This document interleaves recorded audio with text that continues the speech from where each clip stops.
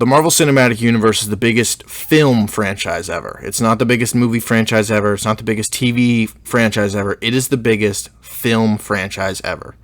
Kevin Feige and his team have done a phenomenal job, but this only works when everything produced under the MCU banner is consistently great. And lucky for us, the fans, and Feige, mostly everything has been incredible from start to finish. Spanning now over 11 years, making its way to Netflix, television, Disney Plus soon, and even YouTube with its canon content, I love the Marvel Cinematic Universe. I still remember seeing the first Captain America in theaters when I was 11, the Avengers when I was 12, and now over 10 years later, I found myself as a diehard fan of the universe. And with Phase 3 and the Infinity Saga officially finished with the release of Spider-Man Far From Home and no new movies coming anytime soon, I think it's an appropriate time to rank everything the MCU has to offer. I mean everything when I say that. This isn't a typical video where I rank all the movies. There's plenty of that on the internet already. I'm going to rank everything in the MCU. In this absurdly long video, I'm going to attempt to rank all 50 Marvel Studios properties. Not just the movies, but I classify a property as either just a plain movie or a whole season of a TV show, because certain shows can definitely change from quality from season to season. Now, since there are about 50 of these things, I'm going to try and keep my reviews like a little on the shorter side and to the point, so this video isn't super long. I won't be ranking the one-shots, deleted scenes, or the WHIH news series on YouTube because those are really short and it would make this video even longer than it already is. Those projects aren't big enough to garner a ranking on this list. Now, keep in mind, this is all my opinion. This is my first ever YouTube video, and there will be spoilers for everything here. My rankings will also almost definitely change in the future. This is just for fun. Let's get into it. I'm going to go fast to start off this video here because I doubt most of you have seen some of these niche shows. And speaking of which, Cloak and Dagger. Coming in last place is Cloak and Dagger Season 1. I didn't think Marvel Studios was able to produce something that was just this boring. It's a superhero franchise and based off of comic books. This show is so boring. Watching this show, it felt more like a chore than a hobby, but of course I've dedicated myself to watch every Marvel Cinematic Universe property, and this show really made me think about my decision to do that. I didn't understand what the hell was going on most of the time. I still have no idea how the main characters got their powers. I don't remember half of the characters' names. It's unclear what the characters' goals are half the time. The music is so terrible, unfitting, and the whole thing, it's just like a terrible freeform teen drama. And yet, they decided to make... Season 2 is slightly above Season 1 just because like, I kind of know who the characters are and what their motivations are, but the same old crap that was in Season 1 is in Season 2. Music is awful. Fight scenes are terrible. Cringy dialogue. It's a terrible freeform show. You should not watch it. There's literally an episode where they like go into an arcade video game, like the video game itself, to fight bad guys because they were like trying to experiment with their action scenes. I get that they don't have the budget as the movies, but still, like, this show is awful. Do not watch it. You will fall asleep. Now, those of you that actually have seen Inhumans are probably surprised that I didn't rank it last, but I'm ranking Inhumans above Cloak and Dagger because it's actually kind of funny to watch. I call it the Shark Boy and Lava Girl effect because Shark Boy and Lava Girl is an absolutely terrible movie, but it's amazing because it's so fucking terrible and it's fun to make fun of. This, Inhumans, is kind of in that same category. It's not as cartoonishly dumb like Shark Boy and Lava Girl, but it's more cartoonishly dumb than Cloak and Dagger. But Inhumans is probably the worst thing Marvel has ever made. It's kind of an embarrassment to the franchise. It's right up there with Daredevil and Elektra movies and Howard the Duck movie, which we don't talk about. This Inhumans TV show falls in the same category. We do not talk about this as Marvel fans. So I'm going to stop talking about it and move on to some actual good content. Now we have the first Netflix season on this list, and that is Jessica Jones Season 2. I find Season 2 of Jessica Jones to suffer from what I like to call the Marvel Netflix problem. And a bunch of people have discussed this problem before, and I definitely agree with their opinions. When I say the Marvel Netflix problem, I mean that the show will drag on with its unnecessary subplots as filler material just so that it can reach its goal of 13 episodes. Now, Iron Fist is absolutely terrible, but for season 2 of Iron Fist, they realized this and cut it down to 8 to 10 episodes. It was 10 episodes, which was much smarter, and it kept the plot lines feeling more unique and flowing a lot better than they do in a season like season 2 of Jessica Jones. But as for the season itself, I was a big fan of the first season of this show. I loved Kilgrave as the main villain. You'll see that eventually when we get up to the top of this list, but one could argue that the second season of Jessica Jones didn't really have a villain. It was mostly like Jessica and her mother trying to figure out her past, which personally, I think that was something she probably should have already done by now, like either in season 1 of Jessica Jones or in The Defenders.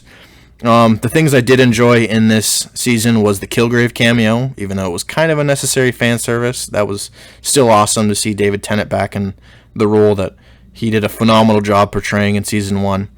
The Wizard was pretty cool in this. It was kind of funny and a nice nod to Marvel's history. And the best part of this season was Malcolm, in my opinion. He completes his character arc from the first season as a drug addict to now being a strong, independent man.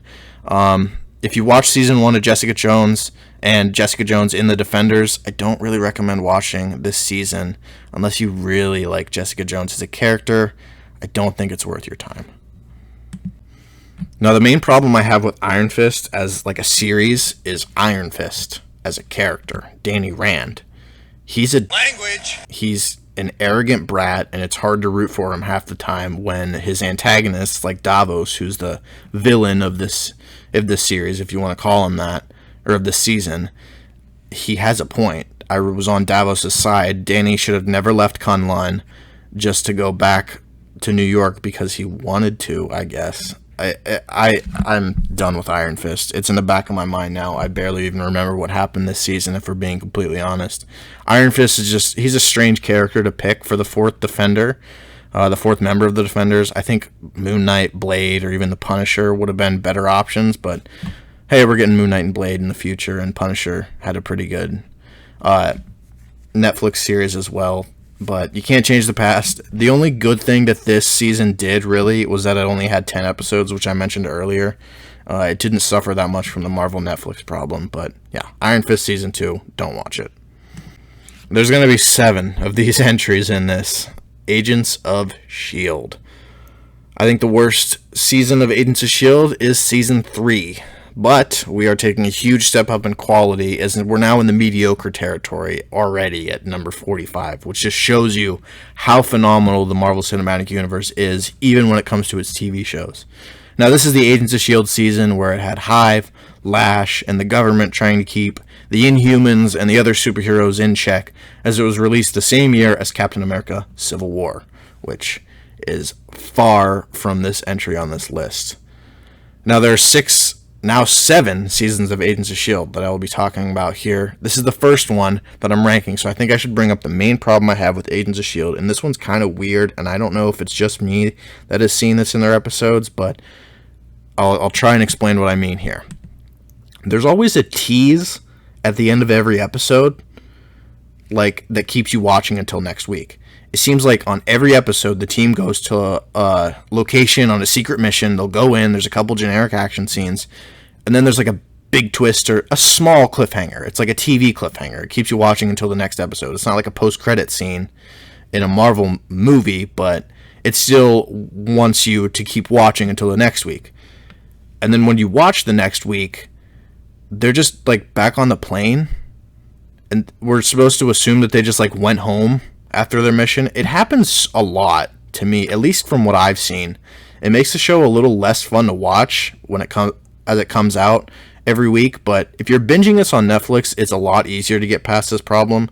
Like if you're catching up to with a season, I've only done that once, which coincidentally is the highest rated Agents of S.H.I.E.L.D. season, so I don't know if that has anything to do with it. Anyways, this season was the weakest of the 6 seasons in my opinion. 7 seasons now. The cast is also great, but there's too many characters. I think the show knew that because they cut out Lance Hunter and Bobby Morse, and they also killed off Lincoln. Episode 5 is really good in this season. It's titled 4,722 Hours, and it's how long Gemma spends on an alien planet. It's one of the best Agents of S.H.I.E.L.D. episodes, and if you're into just watching one episode of this show, and if you've never seen it before, just watch this episode.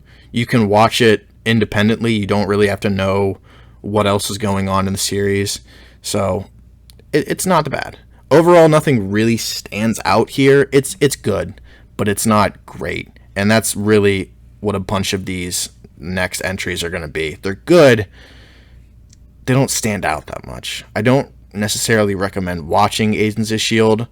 unless you're really into the Marvel Cinematic Universe. It's still kind of debated on whether or not Agents of S.H.I.E.L.D. is even canon anymore, because Kevin Feige and the other high-ups at Marvel Studios are really focused on Disney Plus as their TV shows now, and really have kind of just kicked Agents of S.H.I.E.L.D. to the curb. So watch it if you want to, but I don't recommend it. Luke Cage Season 2 is almost mediocre. This season, it kind of just feels like an extension of the second half of Season 1, which was really stupid. It has a villain, guided by revenge, out to get one of the main characters. The villain also has powers that can match Luke Cage's, making Luke have to adjust and find a different way to stop him. It made the show pretty predictable and boring. Bushmaster as a villain didn't even feel like a true threat. I honestly forgot about him half the time, and I think he could have been cut out of this season, and it would have gone much better. Now, the true main villain here is Mariah Dillard, or Mariah Stokes, as Bushmaster yells a bunch in this series. Her control and her obsession over Harlem, it keeps getting worse and worse as time went on. Candace, Luke, Misty, even Shades, who's awesome by the way, they all try and stop her, but it all fails. This was all great, but I feel like she lost some of her development time competing with the Bushmaster as like the main villain of this season. But the show is tolerable. It's not bad. The music is awesome. Acting is pretty good. Episode 10 has Iron Fist, and I know I said I don't really like Iron Fist as a character, but there's an action scene in there, and it's pretty dope. It honestly kind of fixes him as a character because he's in a different show now and kind of can make fun of his previous show. I recommend watching just that scene where they go to the warehouse, Luke Cage and Iron Fist teaming up. It's pretty good. Netflix Marvel has really good choreography and action scenes, which we'll get to when we talk about Daredevil. Oh boy. But as a whole, this season fell flat on its face. It's not that good. Just don't watch it if you really want to, or you don't have to watch it. Next, we have another Agents of S.H.I.E.L.D. season. This one is Season 5. Season 5 really had me constantly checking to see how much time was left in each episode because, as I said with Cloak and Dagger, Agents of S.H.I.E.L.D., as it kept going on, not that I don't like the show, but it started to feel more and more like a chore because, man, was this series, like, bland. Just like every other Marvel TV show, there are too many unnecessary subplots, like this alien's relationship with his father, future space politics. Coulson and May's love life seems really forced. Same with Mac and Yo-Yo's love life. The show it really doesn't get me invested in any of these. Like, the only character I really cared about in the entirety of Agents of S.H.I.E.L.D. was Daisy Johnson, and I feel like Coulson, he came back to life too many times that he started to feel more like a robot, which technically he is, as we get to the later seasons, but than an actual character. Also, I do love Fitz and Simmons, though. They're arguably one of the greatest couples in the MCU, and to see them get married in this, that was great. But they still get torn apart so much. It felt so predictable. I was really rooting for this to be the last season of Agents of S.H.I.E.L.D., but we're going to have another one here. Another TV show here. This one was the last Marvel Netflix TV show that was ever released, so it kind of had some sappiness towards the end there, but another just bland season. Jessica Jones, Season 3. Now, I feel like I'm being a little too harsh on some of these past rankings, but I really do love this corner of the MCU. The Marvel Netflix shows are really nice, and I'm going to miss them considering we're going into a more family-friendly environment with the Disney Plus shows. But also at the same time, I was kind of happy to finish these shows off. I feel like I really don't need to say it anymore, but this show suffers from the Marvel Netflix problem. In the same setting where we have characters like the Punisher, Daredevil, and now Spider-Man running around the streets of New York, I do not care about Jaren Hogarth's disease, her love life, and Trish Walker's transformation into Hellcat. Salinger I forgot about him as a villain, honestly. And Jessica herself didn't really seem to grow at all in the season, like the way that she did with Kilgrave and her mother. That's kind of just a nitpick, though, but I really wish they would have ended Marvel Netflix in general with Daredevil Season 3, because that was phenomenal, but I guess I'll have to settle with mediocre Jones. Agents of S.H.I.E.L.D. again. This season, notice how I'm saying season a lot, of Agents of S.H.I.E.L.D. was a major one in terms of comic book level action. The show introduced the Inhumans, a type of species which is pretty much the same thing as mutants, but in the MCU, because at the time Marvel did not have the rights to the X-Men and the mutants.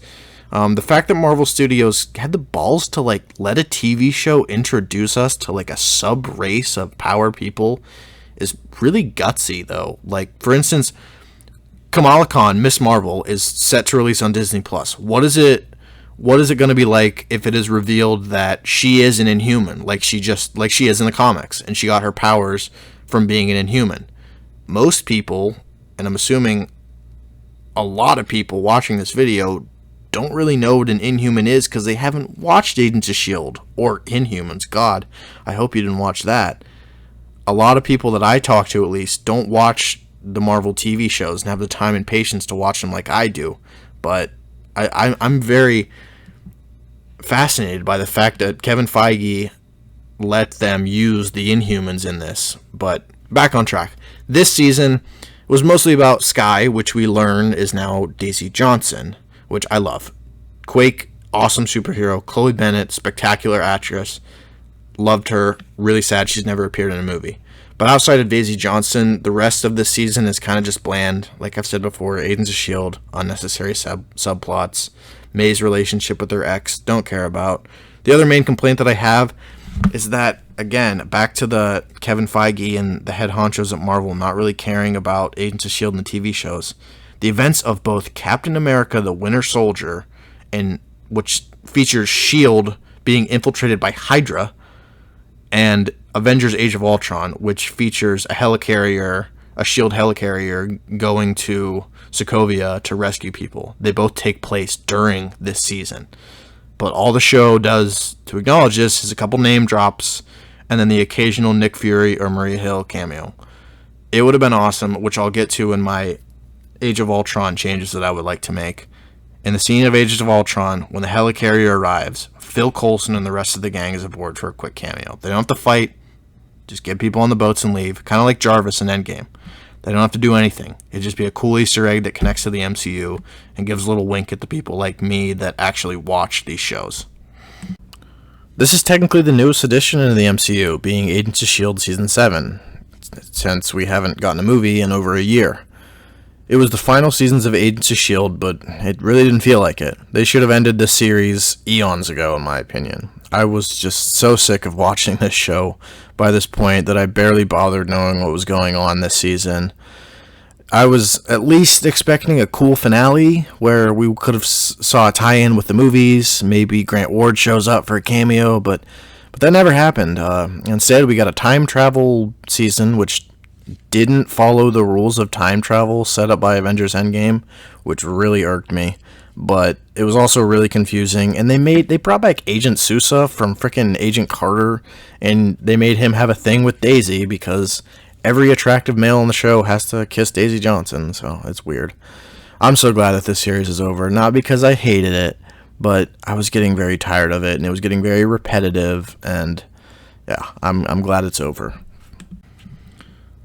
If you've seen Iron Fist, you're also probably, like with Inhumans, you're probably surprised that I haven't rated it as further down as you may have expected.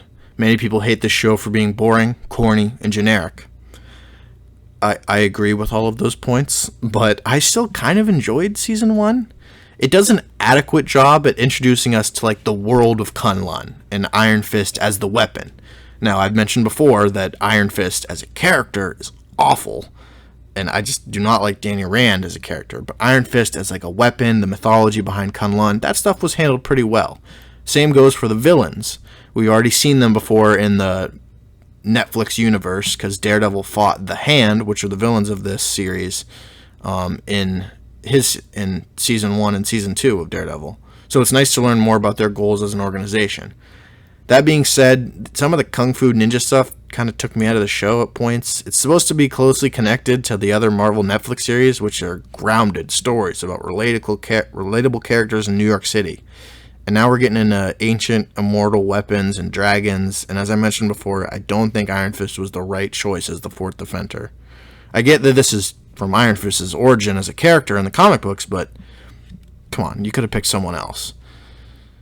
Again, Danny Rand is a terrible character, saying that he has to leave Kunlun so that he can learn more about the Hand and go fight them, but why he truly decided to leave is beyond me. Danny is such an unlikable character, not just because he's moody, but because of his decision to leave his post at Kunlun. And the show does not give a good reason for why he did it. It comes off as cocky and arrogant, and I was totally on Davos' side at the end of season 1 and in season 2. Would you look at that? We have a movie. Iron Man 2. It seems to commonly be referred to as the bad one in terms of MCU movies, but there's some pretty damn good things in this movie that I like, and they deserve more recognition, especially Justin Hammer. Shout out Nando V Movies. First of all, the cast is solid. Robert Downey Jr. is phenomenal as always. Gwyneth Paltrow, Don Cheadle, Samuel L. Jackson. The action is amazing. It has one of the coolest Iron Man suit-up scenes when he's in Monaco with the briefcase. The final scene at the end with War Machine and Iron Man fighting together. It's one of the coolest Marvel final battle scenes, honestly, if you look at it alone as just a scene. The comedy is also pretty good. Justin Hammer, again, he's hilarious. I want to see him show up in the MCU again. He's not dead. He's just in Seagate Prison, and he was referenced in Luke Cage. One of my favorite scenes is the courthouse scene, where Tony hacks in to the computers in the courthouse and shows them how far off other countries are at achieving the Iron Man technology. But if we're being completely honest here, there's a lot more things that I didn't like in this movie. It has way too many plot lines, as discussed also by Nando V Movies. It suffers from probably one of the worst villains in Marvel history, and he's terribly forgettable. I'll give you 5 seconds to name this guy. His name was Ivan Vanko. I don't think that was 5 seconds though, but Ivan Vanko, you wouldn't have got it anyways. Ivan Vanko, Whiplash.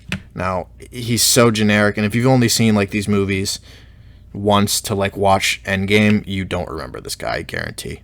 I feel like this movie somewhat also misused Nick Fury. In the first movie, he was an ominous figure that showed up in the post-credit scene and was supposed to get fans excited for the Avengers because he was from S.H.I.E.L.D. and was going to kickstart the Avengers initiative. But instead of a scene where we get more set up for the Avengers, which we kind of do at the end, but the main scene that Nick Fury's in the movie is him chilling in a donut house with Iron Man. It feels so out of character. I don't know if that was Talos. It might have been Talos in that scene, but I don't think that was the plan. This movie is just forgettable as a whole. It doesn't set up anything major. Didn't introduce any Infinity Stones. We already knew who Tony Stark was. It just feels like a temporary movie until the Avengers come out. Although it did introduce us to Black Widow. So there's a plus. This entry kind of ruins a surprise I have for later in this video, as Runaways Season 3 is simply not as good as the first 2 seasons. The story was getting more weird and obscure and drifting past how relatable the first 2 seasons were with the very relatable kids. But they introduced Morgan Le Fay in this season, who's a very powerful witch in the comics, but in this season, she is very cringeworthy, and the CGI doesn't help her either. Just when I thought this season was coming to a close and wrapping up some of the characters' arcs, there were a couple extra episodes where the kids had to go back in time and team up with Cloak and Dagger, who I don't like. And that's when the show just really lost me. This season wasn't bad per se, but it's nothing compared to the first two seasons. I love the first two seasons of this show. Season 3 wasn't terrible, but it could have been better and just ended earlier. I like Thor, but it's not great. There's some good elements in the original Thor film. It was the first fully cosmic movie. It introduced us to the 9 realms and just space in general in the Marvel Cinematic Universe. The world building of Asgard is also phenomenal, as the main trio of Asgardian characters, Loki, Thor, and Odin, are all portrayed incredibly by their respective actors, Loki in particularly. Other than those three, though, none of the Asgardian characters are compelling and really are important. The Warriors 3 are just kind of used for comedy and battles. Heimdall is so underutilized in the first couple of Thor films. Thankfully, he was used more properly in Infinity War and Ragnarok, but he kind of just uses a plot device, especially in this movie, being the gatekeeper. While everything on Asgard is good, for the most part, everything on Earth, though, kind of seems to fall flat on its face. As the fish out of water comedy that they go for with Thor on Earth, it kind of just doesn't work for me. Now, I'm going to come out and say, and hopefully this will change in Thor 4, but I do not like Jane Foster as a character. She is so unnecessary, and Thor happens to fall in love with the first person that he sees on Earth, and stays with these people, and they just happen to be scientists, and then he sacrifices himself for that. I get that that's the hero thing to do, but I just do not buy Jane Foster with Thor, and that's another reason why I love Ragnarok. They killed off the Warriors 3. They actually used Heimdall properly, and they didn't even bother to have Jane Foster in the movie. They realized what was wrong in this movie, and that's why Thor Ragnarok's going to be a lot further on in this video. But all in all, this movie could have been so much better if they went a different route with what happens on Earth. Made it a little bit more funnier, honestly, and used the Warriors 3 and Heimdall more properly. I bet you forgot that this was an actual TV show. Agent Carter. Captain America is my favorite Marvel superhero, but man, Agent Carter, it didn't live up to what I thought it was going to be. Season 1's good, but I actually watched Season 2 before I even watched Season 1 because I didn't have Hulu or a stable internet connection at the time, so I just watched it on TV as it came out, and it didn't really work for me. As I mentioned, I'm a huge Captain America fan. I expected to see a lot of grounded, real-world 1940s spy-like plots to fit the tone and the time placement of the show. Instead, this season we were introduced in a generic evil item called the Dark Force, which is something you'd expect to see in like Doctor Strange or like anything else but Agent Carter. I also really wasn't invested in any of the characters here, or aside from the leads, Peggy Carter and Edwin Jarvis, because the show's set in the 1940s. So we know that almost every character will be dead by the time we return to normal time. And if they're not, I mean, it's Steve Rogers or the Red Skull are like the only exceptions, Arnim Zola. But it made it feel like none of these characters were really needed, and the show could have just stuck with like the main three: Howard Stark, Peggy Carter, Edwin Jarvis, because they have a legacy and are impacted and they impact other movies and shows greatly. Other than that, the show's pretty basic, generic.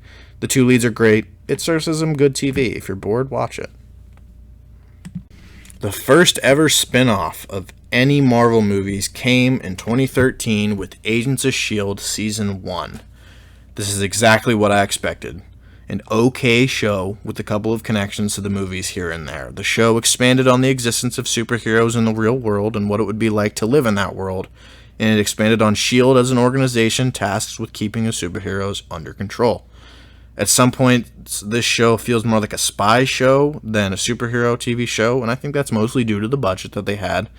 The main complaint that I have is that the show had to introduce us to new S.H.I.E.L.D. agents, with only one familiar face being Phil Coulson, and he had to be resurrected to do so. Yes, Nick Fury, Maria Hill, and others have their cameos, but I would have loved to see a team with like Nick Fury, Maria Hill, Jasper Sitwell, Brock Rumlow, Sharon Carter, Betty Ross. Bring back Betty Ross. Or even like Black Widow and Hawkeye for a couple episodes. But show budgets are a thing, and money has to exist. And I'll give them the benefit of the doubt. Daisy Johnson is a phenomenal character. Again, it's a shame that she's never showed up in a movie. But there's not much else to say about the first season of this show. The plot is fairly basic. It has some nice twists and good connections to the movies and your occasional cameos. Luke Cage Season 1 was a roller coaster ride. Not because it was like chaotic and fun, but because it progressively got better and better and better until Cottonmouth died and the whole thing fell off a cliff and went downhill. Cottonmouth was amazing. Loved the actor that plays him. Excited for him to play Blade. But man, the first half of this season is nothing compared to the second half. And I say that in a bad way. The second half was terrible. The first half of the season let us dive into Luke Cage's life, his backstory, especially the backstory episode where he had the prison escape. That was all great. He had the iconic costume in that one. Cottonmouth, fantastic villain. He truly seemed evil. But for some reason, they decided to kill him off. And they introduced Diamondback as a cringy, typical villain who is stupidly Luke Cage's brother.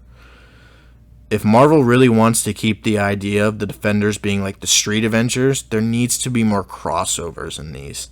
Jessica Jones and Luke Cage are married and have a kid in the comics. She should have been featured somehow in both seasons of Luke Cage, but she isn't. She's only referenced. Have Matt Murdock, Danny, Frank, or even, God, I wish, Peter Parker show up. That would be so awesome. But we know that'll never happen because we're never going to see these characters again, and that's really sad. Punisher Season 1 is absolutely phenomenal. But that's not the entry on this list. We have Season 2. Season 1 did perfectly. Frank got his revenge on Billy Russo. Everything was great. His character arc was wrapped up. Frank was finally at peace, and then they had to make a second season. They brought back the same villain and made him even more bad because he has face scars now. He turns into Jigsaw, just like in the comics with his transformation. But it was just so generic and bland, and I did not like it. The other main villain was what was his name? The Christian guy with the John Pilgrim. That was his name. His motivation was to kill this girl for some reason. I forget the girl's name too. This felt like a chore watching this second half of the series. And this is what I mean by series changing from season to season. I could have ranked Punisher high up on my list, but that would have been inflated by Season 1, because Season 1 was phenomenal. Season 2 wasn't. I really liked the kind of relationship with Frank and this girl, who I forget her name, but it's kind of unnecessary. Frank's motivation in the first place was to find out who killed his family and avenge them. He did that in Season 1. He should be done, and he should show up in like the Defenders as like a cameo. I don't like why they continued this series, and man, I really wish they would have ended it after Season 1 and have the Punisher show up in other films and TV shows. Ant-Man and the Wasp suffers from the Infinity War problem more than anything else. And when I say Infinity War problem, for me, that's a term that I use to describe Marvel media that comes out in between Infinity War and Endgame. Thanos snapped his fingers and killed half of the universe. No one should be caring about Janet Van Dyne in the Quantum Realm, Cloak and Dagger, whatever they're doing, Captain Marvel's origin story, or Luke Cage taking down Bushmaster. We just saw half of the universe disappear. I want to know more about that stuff before I get to this stuff. And I really think that's like half of what I was thinking about in the movie. The only connection we get to Infinity War and Endgame in Ant-Man and the Wasp is the technology they use in Endgame, of course, but the post-credit scene. The thing I like to compare this to is the Harry Potter movies. They have a Part 1 and Part 2 culmination-like movie with the Deathly Hallows movie. The difference is, when Voldemort gets the Elder Wand at the end of Deathly Hallows Part 1, Warner Brothers didn't release Fantastic Beasts in the middle of it. They had a year in between the two movies, and they kept fans anxious. Fan theories were at an all-time high, and everyone was ready for Part 2. They should have done this with Infinity War and Endgame, but they didn't because money. Anyways, as for the actual Ant-Man and the Wasp movie, it's so forgettable and lame, if you ask me. I was actually angry when I came out of the theater, and I kind of still am. The villain, Ghost, doesn't really seem like a villain. You kind of feel bad for her. The heroes sort of play the bad guy half of the time. There are so many stupid plot holes that are just patched up by using the word quantum. And man, is it just so cringy at the end when Janet saves Ghost by touching her cheeks. It just doesn't make any sense to me. The whole thing kind of seemed like an Agents of S.H.I.E.L.D. episode, but as a movie. Meaning that they wanted to connect with the other films, but they didn't really have the budget to and didn't really want to get involved, so they just referenced everything that was going on and didn't get involved at all. You're really going to tell me that Ant-Man, a former criminal who is notorious for sneaking in and out of places, can't help the Avengers when they need him the most? They need everyone the most. A team that he was so happy and excited to join, but he's on house arrest, so that's why he can't go. They even promoted this movie asking the question, where was Ant-Man and the Wasp during Infinity War? And for me, I'm still asking that question. Wow, I was really angry towards this movie. Yeah, I mentioned before how much I hate Jane Foster. She's kind of a pointless character. And Thor the Dark World, she has a bigger role, and she holds an Infinity Stone. Man, this movie is really forgettable. The only thing the movie really did was introduce the said Infinity Stone, the Ether. The main villain, Malekith, worst villain in the MCU. He doesn't even speak English half the time. He wants to get the Ether. Why? I don't know. Because the overall story of this movie is, it's okay outside of the villain's motivations. There's a bad guy. He's coming for a powerful object. The heroes have to stop him by outsmarting and betraying their own people. The scene where they have to escape Asgard is the best in the entire movie. Tom Hiddleston and Chris Hemsworth are great as Thor and Loki respectively, but you already knew that. Malekith, Sif, Fandral, Volstagg, Hogan, Curse, Darcy, Ian, Jane Foster. Half of those characters are forgettable, and most of them don't even show up in other movies in the MCU because they don't need to. They're forgettable, undeveloped, useless characters. And man, do I love how Thor Ragnarok and even Endgame makes fun of this movie just in general and forgets these useless characters. Now, David Tennant as Kilgrave is the main reason that this show made it so high up on this list. They got a great actor to play the Purple Man, as he's called in the comics. But everything else in the show was fairly standard. It was an origin series for Jessica as a character. She was a pretty relatable character. She was pretty interesting. She has a basic set of superhero powers. But sometimes her cocky, arrogant thing that they're going for with the comedy kind of just got old. But Kilgrave, man, with his OP powers, his creepy smiles as the main villain, he's a terrible person, don't get me wrong. But he was a great antagonist to Jessica Jones, and I loved that Jessica eliminated him with the other powerful snap in the MCU. As for some of the side characters, Jaren Hogarth, she's there. Malcolm's great. Trish is annoying. I'm sorry, but we've already said that Marvel Netflix, we will not see these characters ever again, so at least we're getting rid of those characters.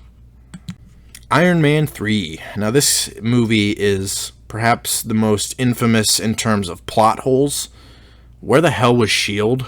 or any of the other Avengers when the President of the United States was captured by terrorists? Where was Captain America, dude? What the Language! Why didn't Tony use all the suits that he had in the final battle earlier? Why didn't he use the house party protocol? Why was Tony Stark just an idiot? He threatened a terrorist on national television, and then he did nothing to prepare for an attack. And man, the Mandarin twist, I know that we're getting Shang-Chi and the real Mandarin, but it didn't bother me as much as other people did, but it was still pretty stupid. Now, I'm no avid comic book reader, especially the Iron Man comics, but the twist to me was kind of pointless and stupid, and I hope we get a more comic-accurate version of the Mandarin coming in Shang-Chi. As for the movie itself, outside of some of the plot holes, it's fun. It's a good blockbuster movie. There's nothing too special about it. It's mostly just about Tony Stark as Iron Man, which is great. And that's really all we need in an Iron Man movie.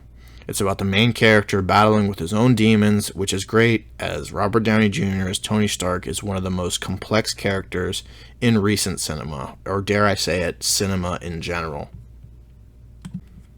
as I mentioned before, I watched Agent Carter Season 2 before I watched Season 1, and when I was actually able to go back and watch Season 1, I liked it so much better than the second season because of two reasons. It was grounded, and it was more connected to the MCU. Instead of having a ridiculous plot about dark force magic, which seems to come out of like Doctor Strange instead of Agent Carter, the story was simply about Peggy and Jarvis saving Tony Stark's dad, Howard, from the government. There were some nice nods to references to characters such as Black Widow, Whiplash, Arnim Zola, and Captain America, of course, and the show was just an enjoyable 1940s action series that somehow made Peggy Carter even more of a badass than she already is. I enjoyed it. It's not something I would rewatch or something that I would even recommend, but if you're bored, it's there. The black sheep of the Marvel Cinematic Universe is The Incredible Hulk. It was the second movie ever released by the MCU, and most people didn't really even know it was going to be connected to Iron Man and eventually the Avengers. Now, the main gripe that people have with this movie is the recast between Edward Norton and Mark Ruffalo between the Avengers and this movie. Aside from that, I think this movie's still pretty good. The only other character that was returned prominently, though, has been General Ross 8 years later in Civil War, but none of this stuff makes the film itself bad. It's kind of like Terrence Howard in the first Iron Man movie. Just because they recast Terrence Howard with Don Cheadle in Iron Man 2 doesn't make Iron Man 1 bad. It's just unfortunate that had to happen. Not that Don Cheadle's a bad actor. I love him. The Abomination, he's an underrated villain, and you get why he actually hates the Hulk. I wish he would have showed up in another MCU movie. Maybe he'll show up in Thunderbolts, but man, it's been a while. Even Betty Ross, I liked her as a character. I wish she could have come back, which I'll get to in my Avengers Endgame kind of rewrite, but I think that they're too far gone to reasonably come back. As for the basic story of this movie, it's kind of like a Jason Bourne movie, but in the MCU. It's grounded, it's a man running away from the government, and it isn't the worst plot for the movie, but it's also nothing creative. All in all, it's a good introduction to the Hulk, and a character that will change a lot over the years. I just wish Mark Ruffalo would have been cast in the first place, which he was rumored to be. I just wish it would have happened in the first place. I promise we're almost done with Agents of S.H.I.E.L.D., but we got 2 more to go. I actually held off watching any MCU TV series for a couple of weeks because really nothing else was going on in the MCU, and I took that time to watch the greatest show of all time, in my opinion, Breaking Bad. And then I came back to Agents of S.H.I.E.L.D., Jessica Jones, and other Marvel properties. And it really just showed the shift in quality between these shows have from each other. But I kind of say that as a good thing when talking about Agents of S.H.I.E.L.D. Season 6. I think it's the second best Agents of S.H.I.E.L.D. season. It finally embraces what I think was one of the biggest problems that the show was having. It stopped taking itself so serious. It had fun. It's not supposed to be this dark, serious show that it was seasons 1 through 3. The team spends this season fighting badass aliens, gambling in space casinos, and getting high off of space food. This season is the most well-written, it's funny, and it's simply entertaining. My only main complaint would be let's bring back a dead character and make him evil now thing, but overall, I was happy with this season, and I think it's the second best season of Agents of S.H.I.E.L.D., only beat slightly by Season 4 of Agents of S.H.I.E.L.D. will be the last entry on this list, meaning that it is the best Agents of S.H.I.E.L.D. season, in my opinion.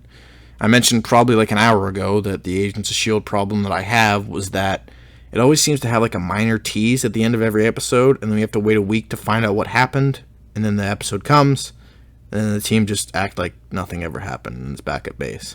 Now, this was the only Agents of S.H.I.E.L.D. season that I, for some reason, waited until it dropped on Netflix, and then I binged the entire season in a weekend. So, maybe that's why this is the best season in my eyes. I didn't have that problem as much, but that's not the only reason, though.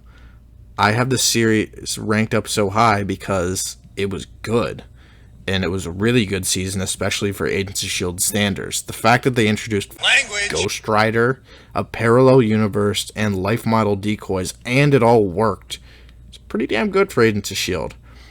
The show really is just cut into two main plot points, the first half mostly being about Quake and Ghost Rider on the run, and the second part being about the life model decoys and the framework, and I really love both plot lines as they're both interesting and they have some cool twists. I hope Agents of S.H.I.E.L.D. can learn from this, but Season 5 kind of showed that they didn't, and yeah. Alright, this is a good place to welcome back those people that haven't watched any of the TV shows mostly, because we're getting into more movie-centered territory. You can definitely tell that this movie, Ant-Man, was partially made by Edgar Wright, who is a phenomenal director. Even though he didn't end up directing this movie and he left the project, I think that's why I like this movie so much. This movie, it's a fun comedy. Anyone can watch it, enjoy it, and if you've never seen an MCU movie, you can just watch it and enjoy it single-handedly. It is what it was made to be. It achieved it. It's a simple comedy superhero movie. It doesn't have that unique of a story or the coolest superhero to work with by any means. It doesn't even have a good villain. But it's still a movie you can just throw on the TV and just have fun with. Some of my favorite parts in this movie are the scientific talks that Hank and Hope and Scott have when Scott is completely clueless and just in the background with thousands of questions. And then, of course, Luis is absolutely phenomenal. My favorite scene is definitely the scene where he has to steal an old piece of Howard Stark's technology and he meets the Falcon because that's the new Avengers base. This movie is what a standalone MCU movie should be. It's a good origin story to Ant-Man, who's becoming one of the more prominent, likable characters in the MCU moving forward. Another example of a great standalone MCU movie is Doctor Strange. This movie may not be as funny as Ant-Man, or just have some of the charm of some of the other Marvel movies, but the fact that, magic was introduced is pretty damn cool to see. There are so many cool visuals, weapons, and even just characters that are introduced to us in this movie that just makes it visually pleasing. It opens up so many possibilities for the MCU in the future, and I'm so excited for Doctor Strange, the Multiverse of Madness. That being said, the plot is kind of stereotypical. It's stop the bad guy from doing the bad thing while the hero trains and learns more lessons as he goes on. It's fine. This movie is supposed to be baby steps for viewers into the world of magic, and other than some of the jokes not landing, Caecilius is another disposable Marvel villain, and the similarities between Stephen Strange and Tony Stark, I enjoyed this movie, and what it did to introduce a character into the MCU. The Thor post-credit scene, I said to myself in the theaters, I'm like, welcome to the MCU. A spin-off of a spin-off, Punisher Season 1 doesn't really feel like it takes place in the MCU, which is actually okay in this context because it shows just how down-to-earth and gritty that Frank Castle, the Punisher, can be. It shouldn't have me constantly wondering what the Guardians of the Galaxy are up to when Frank Castle is ripping out guys' eyeballs. The show was very solid. It didn't really need to connect with any of the other superheroes as it's independent on its own. Not even the Defenders it needs to connect to. It really gave us a real-world look to an everyday military man in Frank Castle who turns insane after a tragedy kills his family.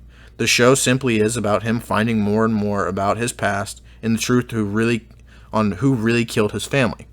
It's a very interesting show with badass moments. Jon Bernthal is phenomenal as Frank Castle. It has villains that you'll love to hate, satisfying revenge moments, and likable characters. Punisher Season 1. Go watch it. It's pretty damn good.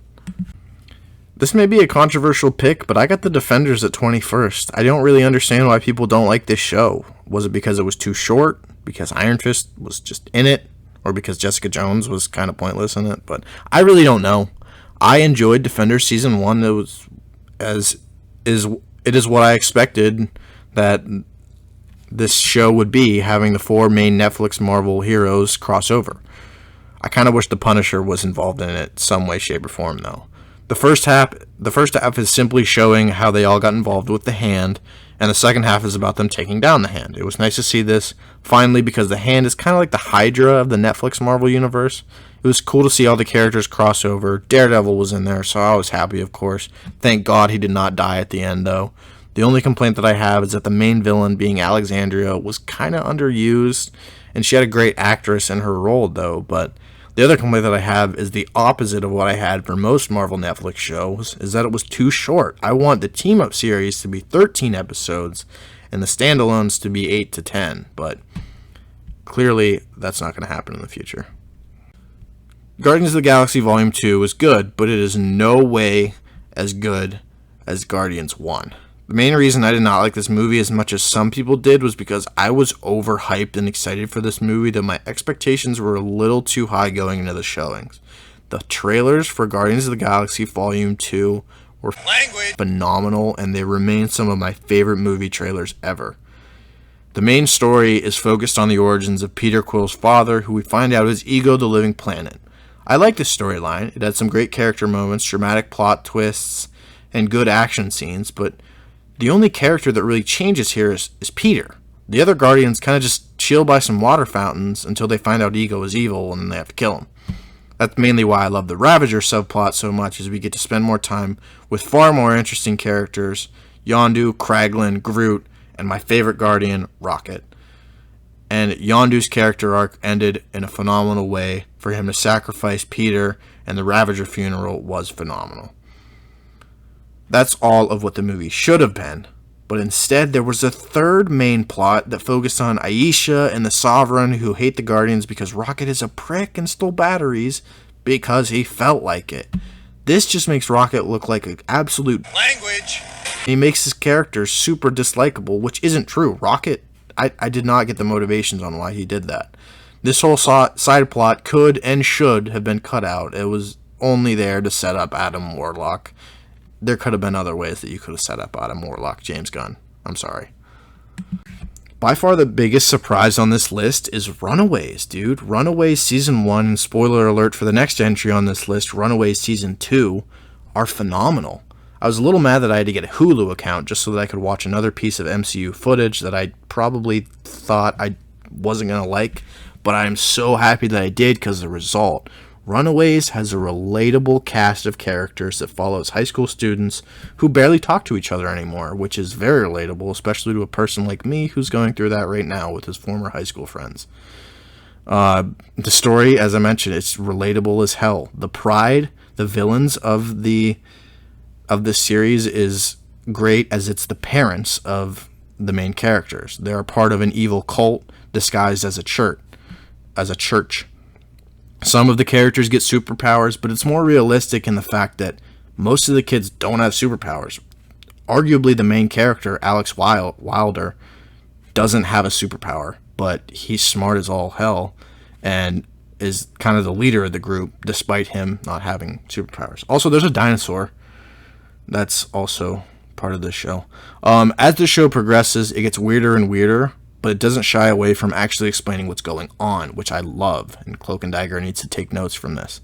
The story it's pretty great. It's such a cool idea for a show, and I can see why people love the comics so much. The main cast is the kids themselves, who all have interesting, distinct characteristics and traits, but at the same time, they're not like normal TV show teenagers and stereotypes.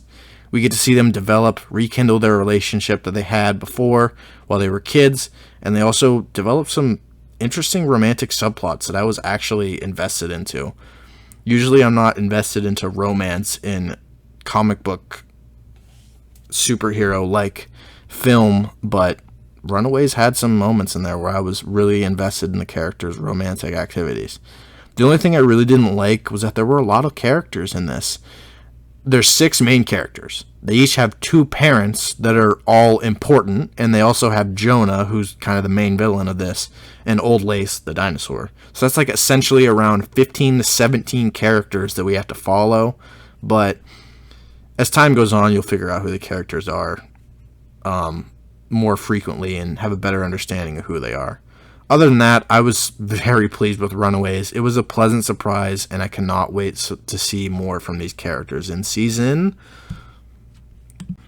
2 of Runaways. They have finally ran away, and they're out on their own. As a person who is around the same age as these characters, I have to give props to the writers on making this scenario realistic. Just about everything I would personally do in a situation like this, the Runaways do. It humanizes these characters, it makes them relatable, despite their crazy superpowers. I think this show is kind of the equivalent of what Arrow and The Flash are to like people who like DC. I've never seen those shows as much. I know my cousin watches them frequently, but They're over the top, super corny, kind of soap opera like shows, which is fine for people that like that. And I think that Runaways is my version of Arrow and the Flash. I don't think everyone that'll watch Runaways will actually like it as much as I do. I just thought it was a sleeper hit, and I just loved it so much. It surprised the hell out of me. Also, as I mentioned before with Agents of S.H.I.E.L.D. Season 6, Runaways doesn't take itself seriously, which is a good thing. It's free to have fun, make stupid jokes, and be kind of cringy at times, which is fine because these kids are teenagers. Some of the romance stuff does kind of get old in Season 2. The character arc of Zaven, she's weird and kind of stupid, but she's kind of important to the plot, though. But that aside, this show, man, it's such a surprise. This season added to that status. You should watch Season 1 and Season 2.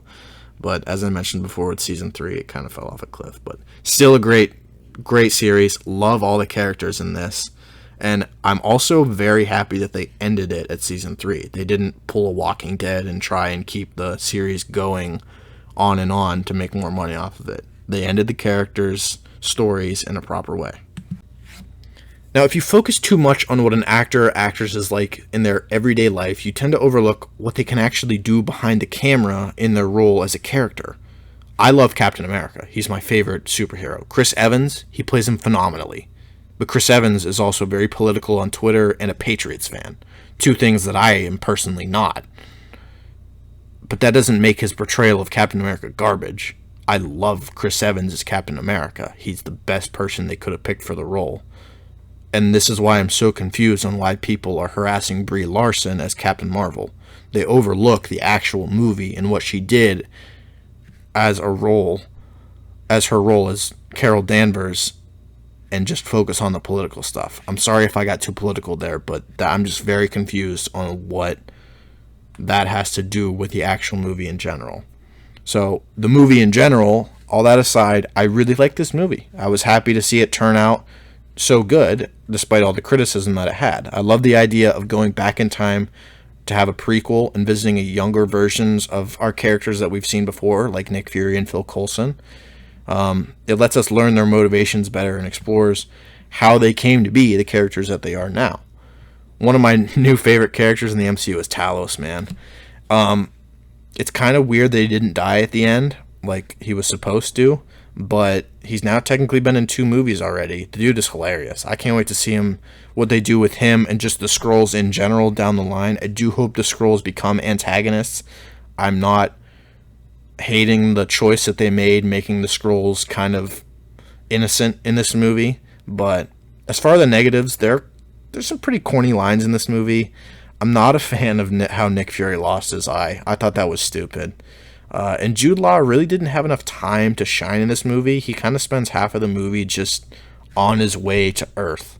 But overall, and this movie is good.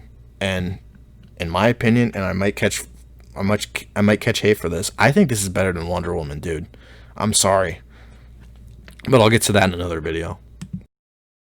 I wrote this script a couple days before Chadwick Boseman passed away, and this one's gonna suck to get through, but his legacy will definitely live on, especially with this movie, Black Panther is 16th. Rest in peace, Chadwick.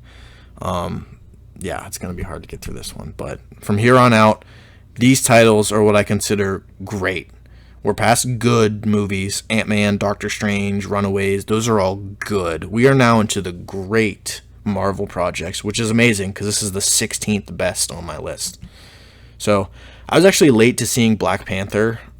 What I mean by late is that I saw it the second weekend that it came out, and before I went, there was so much more hype around this movie than usual Marvel movies garner. Like, nobody was talking about Ant-Man or Doctor Strange as much as they were talking about Black Panther and Civil War and those type of movies. No one was also talking about this movie until it came out, so I was confused on why this was. Also, I mentioned the Infinity War problem that I think Ant-Man and the Wasp suffered from. Black Panther did suffer from this as well when I was entering the theater. The last thing we saw in the MCU movies before Black Panther was Thanos' huge-ass ship about to obliterate Thor and everyone else, which they eventually did. So with all that in mind, I went in, watched this movie, and I absolutely loved it. The plot was so complex. The world building of Wakanda was phenomenal. Its history, its culture, all its land, it was phenomenal. The CGI was great. Killmonger, man, he's one of the best villains in the entire superhero genre. He was an amazing villain who had great points, and you understand his goals. All the new characters were great.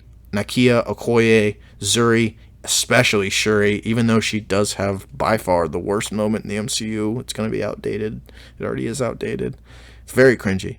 But overall, I enjoyed being an outlier. I enjoy being an outlier when it comes to liking what's popular. Black Panther is an exception, as I absolutely love this movie, just as everyone else does. And it's really a shame that this movie is kind of has some morbidity around it with the death of Chadwick Boseman now.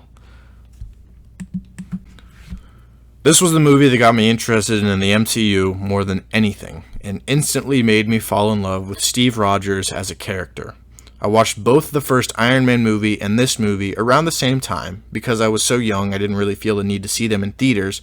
I always remember liking Iron Man as a good movie, but loving Captain America as one of my favorite movies, as it was simply just more appealing to me. I will defend the Red Skull all day, as I think he's a solid villain whose plans and goals are quite straightforward, yet good. Supporting characters like Howard Stark, Peggy Carter, and of course Bucky Barnes are all fantastic, and I'm glad that we got to see every single one of them in other MCU titles. The scene where Cap single-handedly saves Bucky and all of the captured soldiers is just so badass, and man, do I love the "let's hear it for Captain America" moment. It's kind of cringy, but it's also amazing. It's one of my favorite moments in all movies. The only critique that I have is that the story is kind of pretty straightforward and predictable, but in my opinion, that's fine for an origin story. To see the story of Peggy and Steve finally come full circle in Avengers Endgame also makes this movie even better to rewatch. So after I watched Agents of S.H.I.E.L.D. Season 1 and 2, I became a little skeptical on whether or not I should waste my time watching all these Marvel TV shows. Then I watched Daredevil, and it completely changed my mind on this. The show, and I have no better way to describe this, this show is my favorite TV show of all time, after South Park, which is great. But non-comedically, this is my favorite TV show of all time. I absolutely love it, and it's one of the only Marvel TV, well, it is the only Marvel TV show that I have rewatched, because I can't rewatch Agents of S.H.I.E.L.D. or Iron Fist, or, yeah. This series introduces us to two of the most likable and relatable characters in Matt Murdock and Foggy Nelson, two guys that just want to fight crime, but as lawyers and avocados at law. I'm a huge hockey fan, so having seen the Mighty Ducks movies several times, it was awesome to see Eldon Henson, one of the Bash brothers, as Foggy Nelson. I thought that was a great casting choice. Captain America will forever be my favorite superhero, but if I had to choose a second one, or a second favorite, it would easily be Daredevil.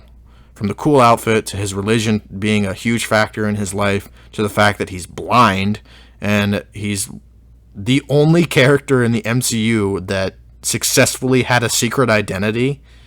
There's so much that Matt Murdock that makes him a unique character.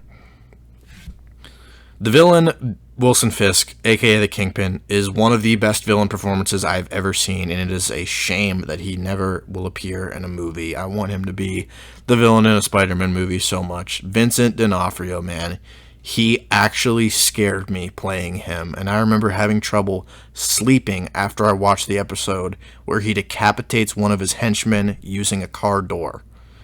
This is everything I have wanted from a TV superhero show that's gritty and down to earth. The story is interesting. The action scenes, especially the phenomenal hallway fight scene, are great. The acting is great. It's gritty, dark, yet the show has its lighthearted and funny moments. It does connect to the MCU sometimes, and the story it just comes to a good conclusion on episode 13, but with much more to come. I love Daredevil, and you'll see the next two seasons of Daredevil higher up on this list. This movie started it all for the MCU, but it didn't for me, and I don't say that as a bad way. I was 8 when this movie came out. I didn't see it until it was available to record on TV, so a good while after it came out. As a kid, I thought this movie was badass and fun, and it is, but the more I watch it now, the more I appreciate how great of a movie it truly is. It's still badass and fun, but I now appreciate how great of a job Robert Downey Jr. did with his role, especially with what was going on in his life at the time. I appreciate how this movie set up future MCU films with S.H.I.E.L.D. and the Avenger Initiative, and I also appreciate the character arc of Tony Stark and how he changes as a person throughout all of the films that he's in this franchise. This movie is a perfect origin story to such a lovable character and a lovable cast of characters. It does a great job in world building. It's a very grounded movie, which is good for the first film in a massive comic book franchise. We just finished movies about a single father trying to end world hunger by bedazzling a glove made by a giant dwarf. None of that would have been possible without a movie about two angry businessmen. It's just a well-made movie. You can put it on from time to time and simply enjoy it. It has possibly the best ending to a movie ever, and it was obviously referenced and called back to in Avengers Endgame. It's really sad that the rest of the trilogy didn't live up to this movie, but man, Iron Man 1, without this movie, we wouldn't be here. I really hope they bring back Mysterio, dude. He may be my favorite Spider-Man villain that we have ever seen on screen. Just Spider-Man in general, up there with Octavius from Spider-Man 2 and the Vulture from Homecoming. He is so likable at the beginning. He's just such a cool, chill dude. Jake Gyllenhaal's a chill dude in real life. Even though you know he's going to be bad, you kind of root for him, though. His suit and his quote-unquote powers are just so insane and crazy. They create amazing visuals like the illusion scene, which is possibly the best scene in the movie. So what if he's another villain who's motivated by Tony Stark? I think that's kind of a good thing, and it just shows how impactful Tony Stark has been to the world. There are some nitpicky things that I have with this movie, such as Ned and Betty kind of getting together just to not get together at the end. It's kind of forced. The scene where he tries to murder one of his classmates with a military drone and was kind of weird. I don't think Peter should be trusted with those things, but whatever. They kind of just glossed over the events of Endgame, though. They focused more on Tony's death than Peter's death. Are we not going to acknowledge the fact that Peter didn't feel so good in Infinity War? And, 5 years have passed, 50% of the people got existed. I don't think they did the best job at showing the world post-Endgame and post the snaps. There's 3 now. But my biggest complaint resides in the post-credit scene. Not because it's bad, but because I'm so excited to see the future of the MCU with Peter Parker as Spider-Man, and everyone knows it. Daredevil is the only character in the MCU that successfully had his identity kept secret, and hopefully Daredevil comes to the big screen in Spider-Man 3 as Peter Parker's lawyer. That would absolutely be phenomenal, but it's not going to happen. I'm sure the MCU will handle this properly, though, the fact that Peter Parker is known to the public as Spider-Man. And for an overall post-credit scene, that might be the biggest cliffhanger since Iron Man 1. All in all, it's a great movie. Give me Spider-Man now. Spider-Man 3 now, please. J. Jonah Jameson, the Sinister Six. I'm so excited. Spider-Man's going to carry the torch. Iron Man's torch towards the future of the MCU. It's just a shame that we have to work with Sony to do so. Okay, this may be my second most controversial pick. I have a couple controversial picks here, but Avengers Age of Ultron's great to me. I don't understand why people hate this movie. Yes, Quicksilver could have been better, I guess. Ultron's plan could have been a little less stupid and generic, but in every movie ranking video I see or article I see, Age of Ultron is towards the bottom half of MCU films, and I don't get why. I think my favorite thing about this movie is that we get to see the Avengers in their prime. Everyone is together. The Avengers have all the resources that they could need. They have Stark Tower. They have the remains of S.H.I.E.L.D. They have secondary Avengers like Falcon and War Machine that can help out when needed. And they have a bunch of tech that can help them create things like the Hulkbuster armor. It's really cool to see all of this. The Avengers are at their peak. They're at their prime. But you obviously can't have this in every movie, and that's why we got to see the Avengers forming in the first Avengers. We see them at their peak in this movie. And then in Civil War and Infinity War, we see their downfall just to be brought back up in Endgame. It's kind of just a movie in itself, a 3-act structure over the course of all of the MCU movies. This movie is funny. It has great character moments. It introduces us to some great new characters like Scarlet Witch and Vision. The music, CGI, and acting are all great as usual. It ties into other films well, and the fight scenes are great. The party scene where they all try to lift Thor's hammer might be the best non-action scene in the MCU. The only complaint that I do have with this movie is the Banner Black Widow subplot that was kind of forced romantically. Thankfully, that was kind of glossed over in movies like Infinity War and Endgame, so hopefully we won't have to see that anymore because, Black Widow's dead. I had very low expectations for this movie because even though I knew Spider-Man was in the MCU where he belongs, and I loved his appearance in Civil War, they handled him correctly in that movie, I knew deep down that Sony was making this movie and in charge of this movie, which terrified me. The Amazing Spider-Man movies are terrible movies in my opinion, and I hate them because they're so bland and boring. I had no idea who this John Watts guy was. They cast a former Disney Channel actress as MJ. The Vulture seemed like a really cringy villain from the comic books. And Tony Stark, he seemed to have too large of a role in this film. But thankfully, I was wrong about all of those things. This movie felt Marvel, not Sony. John Watts did a great job directing. Zendaya was great as MJ. The Vulture is one of the best MCU villains to date. And Tony Stark was just in the movie with just the right amount. He had a perfect part to play in the story. There is not a scene in this movie where I was bored. All the character interactions are amazing. And that's thanks to such a spectacular cast, led by Michael Keaton, who I am genuinely afraid of now. Michael Keaton stole the show in this movie. I love how they also avoided everything in the Spider-Man movie that we had seen before, such as Uncle Ben's death, the spider bite, Harry Osborn, and even like the little things. Like there's no shots of him swinging through New York City from building to building. I will always have a soft spot in my heart for Tobey Maguire, and I love Spider-Man 2, which will likely be my favorite Spider-Man movie always, but I think Homecoming and Tom Holland is the better movie, and I think Tom Holland is the best Spider-Man that we have ever had.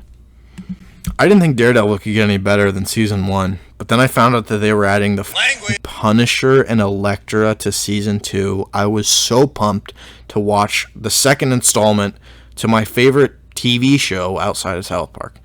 Being able to learn more about Matt and Elektra's backstory was great, as she was mentioned vaguely in Season 1, and man, they introduced the freaking Punisher so well, and him and Daredevil's fights together were so perfect, as they are almost, well, they're not even almost, they are bitter opposites of each other in character. The main thing that I love about them going at it with each other, Frank Castle and Matt Murdock, was that you really didn't know who to root for. Yeah, it's Matt's show, but if you side with the Punisher and think that killing all these people is good because it keeps them from killing other innocent people, you have a point. Or you could see the side of the main character and think that killing all these people is bad because it's just making things worse and killing people is bad. You also have a point. Both characters have solid points, and it was hard for me to pick her side because they were both right. I love how in later episodes of the season we get to see the two sides of the life of Matt Murdock. One being a lawyer by day, and one being a blind crime-fighting ninja by night, which is a very typical superhero trope, and I'm glad that we got to see it. The lawyer by day, superhero by night type thing. The show played back and forth between these two, having Matt defend Frank Castle in court during the day, and then work with Elektra to put a stop to the Hand as Daredevil at night. And then the two plot points collided in episode 13. Everything felt complete then. All in all, I love this series, and I love this season, and I'm so sad to think that Matt Murdock may never come back again in the MCU. So before season 3 of Daredevil, I usually recommended Daredevil saying, well, if you have time, you should watch it. If you like Marvel movies, you should watch this. If you like superheroes, you should watch this. Now, ever since season 3 came out, I'm done saying that. Instead, I'm saying, watch this immediately now, worry about sleep later. This season is so good, it concludes the show so perfectly. The only complaint I have about it is that it was the last season. Matt Murdock is one of the most complex and interesting characters in the MCU, and this season dives deeper into his religion and childhood. Foggy and Karen are fantastic supporting roles who are just doing their best to try and keep Matt safe of harm and ultimately end up failing. The Kingpin is back and better than ever, and he's a top 5 Marvel villain, and I am legitimately terrified of Vincent D'Onofrio now. Bullseye was the best part of Season 3 in terms of new additions, and they made a completely dumb character from the comics work, and they made him a complete badass and one of the best Marvel Netflix antagonists. And the final fight scene is perfect. Matt defeats 3 enemies in one penthouse fight scene, beating Kingpin and Bullseye, and most importantly, he defeats his own inner demons and morality on if it is right or wrong to kill. He sticks with his character and he does the right thing, does not kill Kingpin, and he locks up Fisk for the rest of his life. I love this series. It is the best superhero television show ever created. I know Charlie Cox's Daredevil will likely never make it to a movie or even appear in another TV show again, but man, do I want to see Spider-Man and Daredevil crossover, or Frank Castle and Captain America meet. But I guess, well, old man Cap now. I've come to accept that that'll likely never happen. One thing that I will ask from Marvel is that, yes, I know Disney Plus is supposed to be family friendly, but if you could add the Marvel Netflix shows to Disney Plus, just that would be phenomenal. But I get there's rights involved in that. Netflix owns the rights to them, but it's really sad that we'll never see these characters again, likely. But it's also amazing the fact that Daredevil was so good.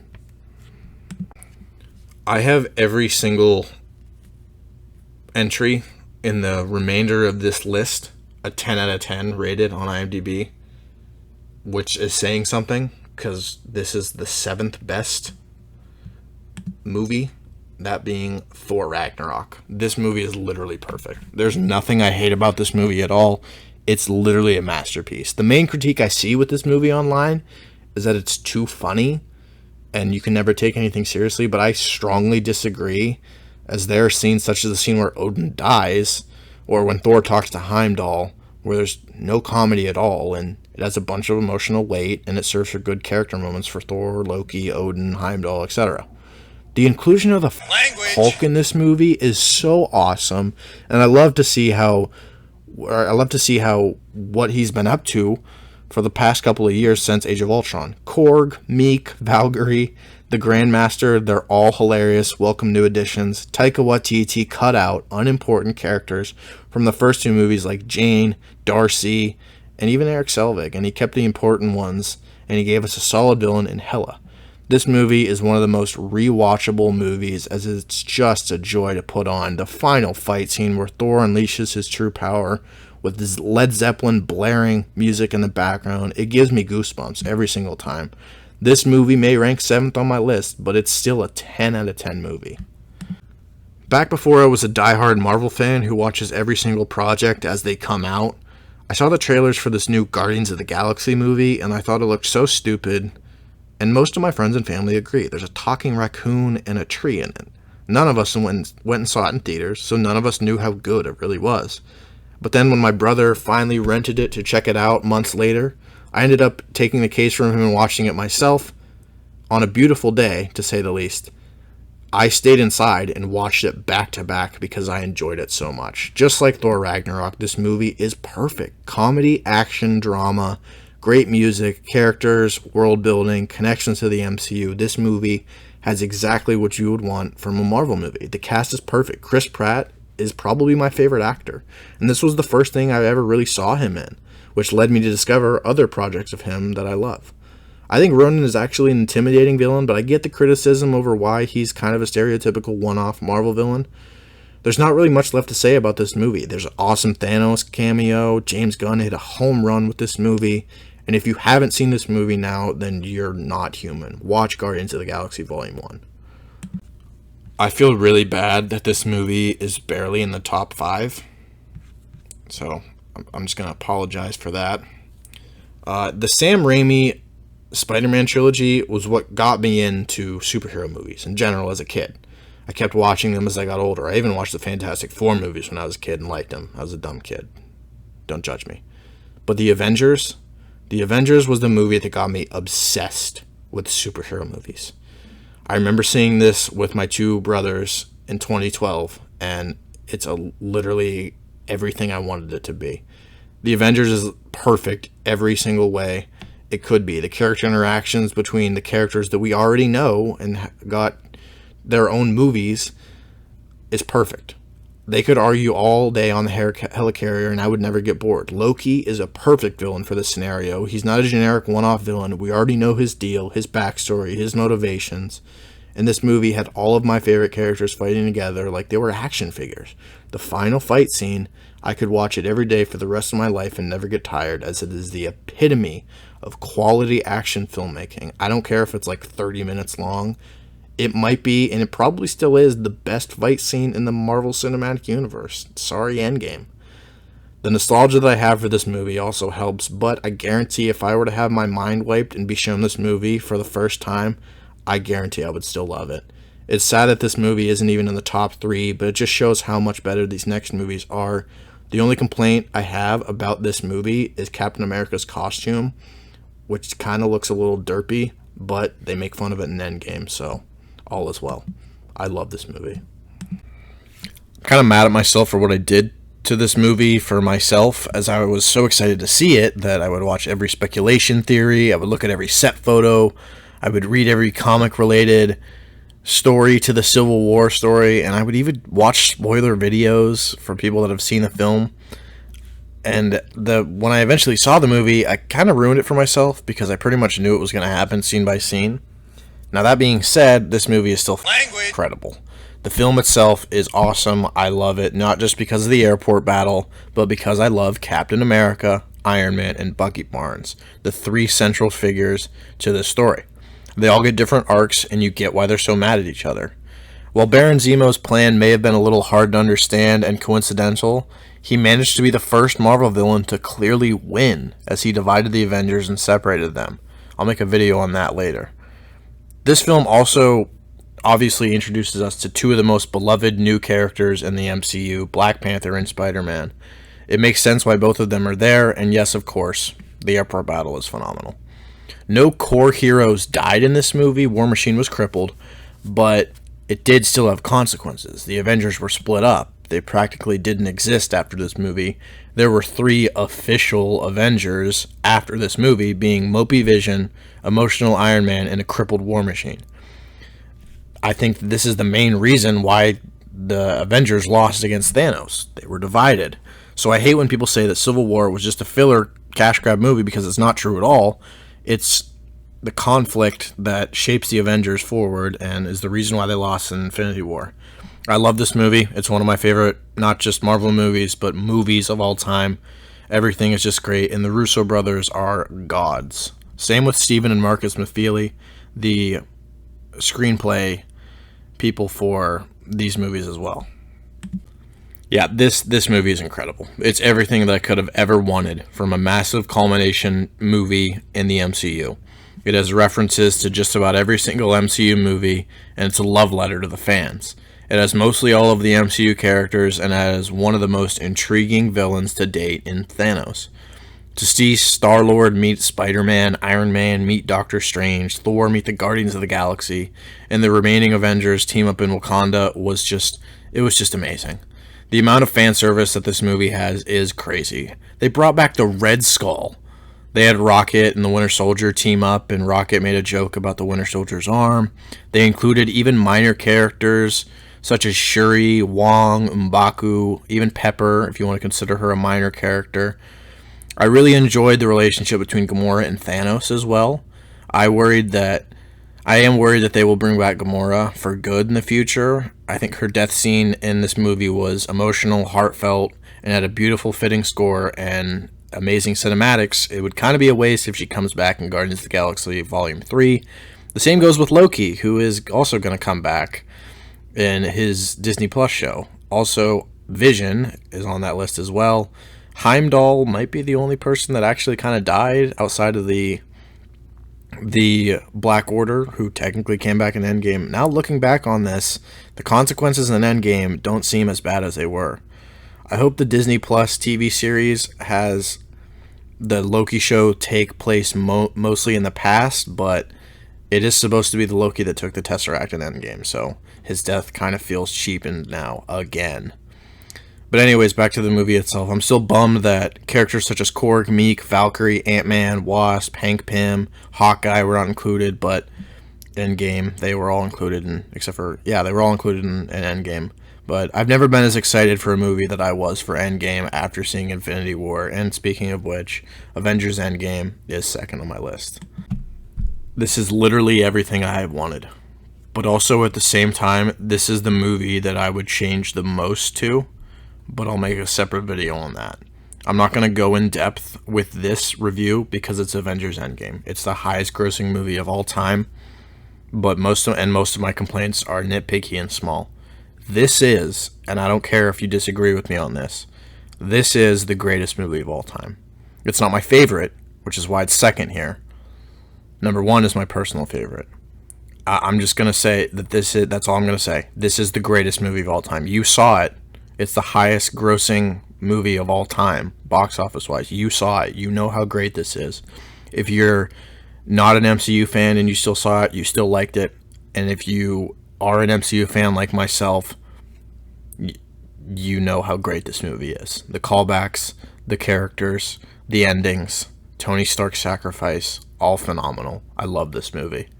This video is already insanely long. I would double its runtime if I were to talk about how I feel about this movie.